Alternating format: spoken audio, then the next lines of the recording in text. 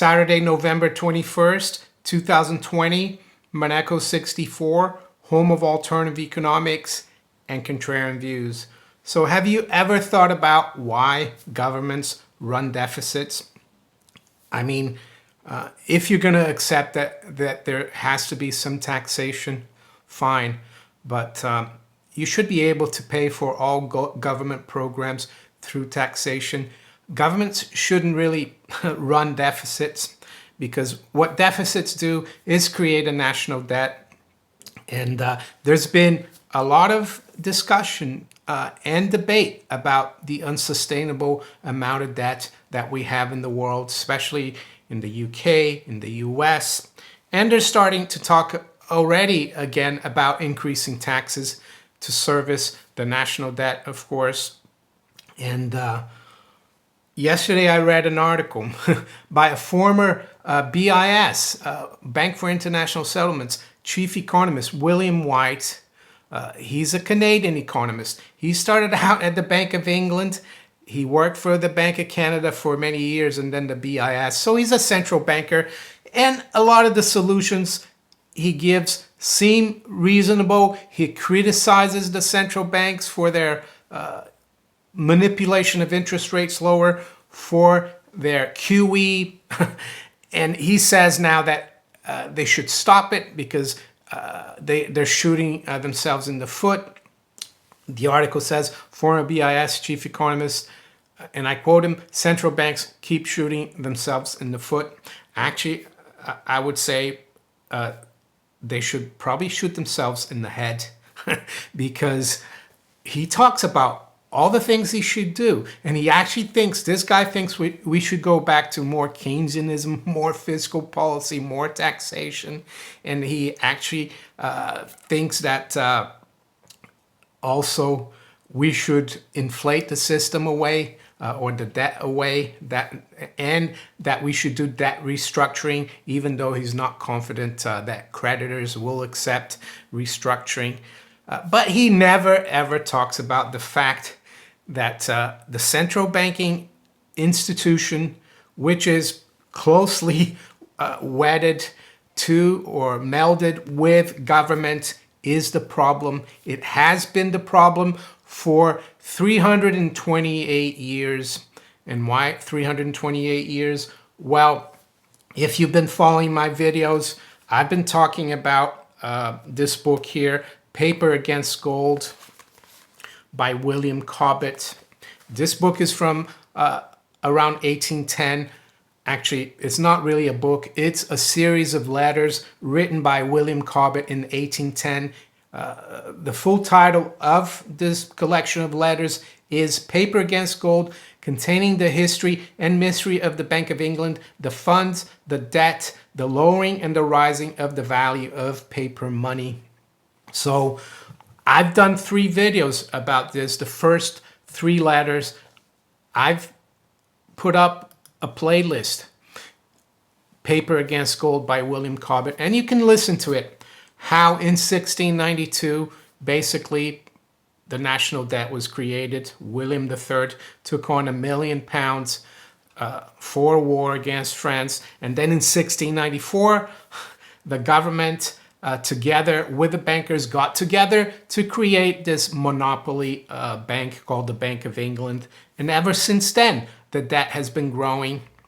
And we always seem to have to run deficits so that the national debt keeps growing and the taxation keeps growing. The bankers and the corporations around them keep getting wealthier. The inequality keeps getting bigger.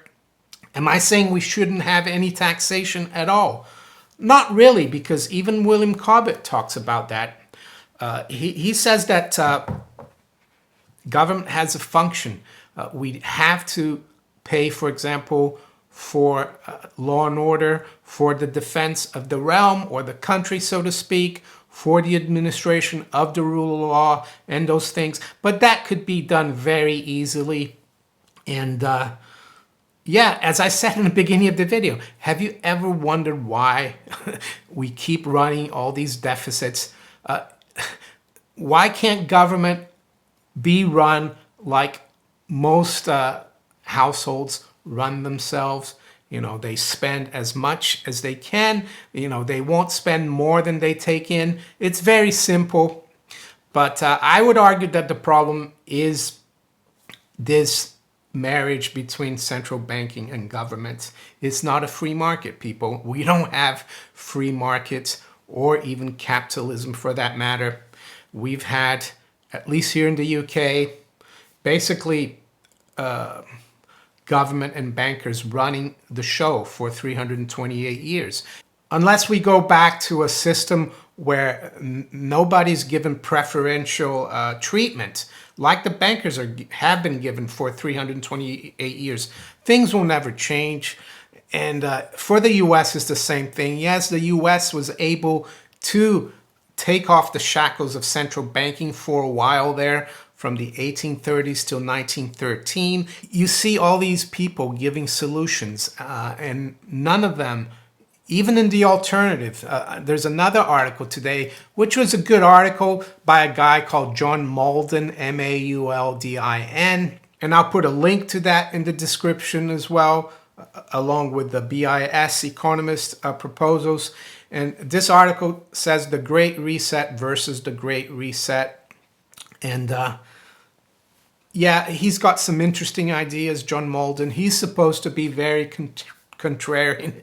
But at the end of the article, he actually mentions William White in his latest interview that I talked about. And he says, oh, he's my favorite central banker. I'm afraid we're going to have to be stuck like Japan with slow growth. But maybe we'll do well because they're bringing in some really good vaccines. Health-wise, we'll do well, but it will be sluggish because we have all this debt. So I'm sorry, John Mauldin. You're nowhere near being a contrarian. If you really thought outside the box, you'd be asking the question, why do we need these central banks? Why do we need to run these deficits? And it's crazy. Have you wondered why also that the income tax and the IRS had to be started out in 1913, just before the central bank came about? Well, that's because you need a strong taxing authority under the system to make sure that the banker's debt retains its value. And that's what it's all about. I highly recommend you listen to my first 3 videos about these letters. And I plan to continue doing videos about these letters from John Cobbett. Letter 4, I haven't done a video yet. But yeah, we need to really think outside the box. And I know that changing this whole central banking, government and banking relationship to one where we have free banking, where we have whatever money we want to use for transactions. And usually, of course, people choose gold and silver. Yes, there is the big Bitcoin debate versus gold. I'm not going to go into that right now. All I have to say is that gold and silver have a much longer track record than Bitcoin in terms of being money and currency. But is there any hope that people are going to wake up and realize that this problem of debt is a big part of it is to do with the central banking government marriage. They've been locked together for over 300 years. And the only way to unshackle ourselves from having to lumber all this national debt onto our children, grandchildren. We even have now Mr. Schwab from the World Economic Forum, the guy who wants to make us even more like, let's say, peons, or who wants to bring like a neo-feudal system where we don't own anything. My question is, who's going to own everything, Mr. Schwab or Herr Schwab? If people are going to rent everything, if they're not going to own anything, there's going to be someone who's going to own everything so they can rent it to you. Well, they're the people who have been in charge for 328 years, and the big corporations around these people. They're the ones who are going to own everything. And that's why I say we shouldn't really listen to the William Whites of the world. So what is the solution for the individual? I know it's really hard for us to try to change the system. It's being so ingrained in society, in academia, everywhere. People take the Bank of England for granted. They take the system for granted. They don't realize that there's something better. Well, yeah, the best you can do is try to be your own central banker, like many people have said in the past and keep saying. I think the original guy was Jim Sinclair, who talked about that. Yes, Greg Manarino goes on about it. I go on about it. So it's to try and avoid dealing with these people. And it's not only the bankers trying to depend on government and taking their help as well, right? Because governments, they don't want to help you. They want to make you dependent. They want to make you basically slaves, I would say. Yeah, and that's why they're pushing all these stimulus packages so that you get used to being dependent on them. And their plan, I guess, is to really make everyone so poor and destitute that we'll have to basically take their universal basic income, and they won't care to pay people because they're going to own everything. So they can give you a little bit of all the income that they get from everyone that's renting from them, right? They can give you back 1% of that. And if you don't behave, if you don't do as you're told, they'll cut you off, right? So the other thing that we could hope for is that this whole system, for some reason, I don't know why, what could trigger it, totally implodes and people realize that the problem is the bankers, the central banks, the politicians, and that they've been colluding for hundreds of years. And yeah, that would be ideal. But we need to learn a lot more about the system before I think people realize that that's what's been happening. And that's one of the reasons why I keep making these videos, because yeah, somehow I woke up to this many years ago. And yeah, sometimes it's knowing these things is a little bit, yeah, it's a bit frustrating because you see it so clearly and other people don't. And they actually think that these people are our friends, that they're doing this for us. And when you tell people like, oh, they should have let the banks collapse in '08, they should have let everything go under like Iceland did, prosecute the bankers, and if necessary, put them in jail, they'll go, oh, you can't do that. But you can. And the mentality that, oh, central bankers have done a lot of wrong things. This guy, William White, says that as well. Yes, they have done the wrong things for the last 30 years, but what they did in March was needed.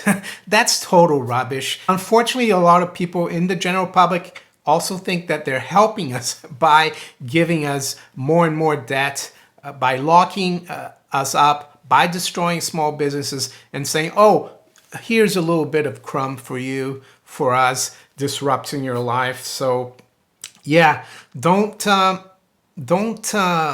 buy into this idea, I would say, that the debt is a problem. Of course it is a problem, but the solution doesn't come from the central bankers. The only solution is that we reform completely. Well, it will be revolutionary because we've had this system for over 300 years. We need a system where government is very small, where government is not profligate, where we get rid of this Keynesian philosophy that governments need to overspend when things are not going well for the economy. Let the business cycle run. Let the banks be free. Get rid of the central bank. Let's not have a lender of last resort for banks. And I think things would be a lot better. So there you go. If you enjoyed this video, make sure you hit the like button. Please share it far and wide. Think about subscribing to the channel if you haven't yet. And you can also follow me on Twitter, Parler, and all these other platforms below. I wish you all a great weekend. Take care. Bye.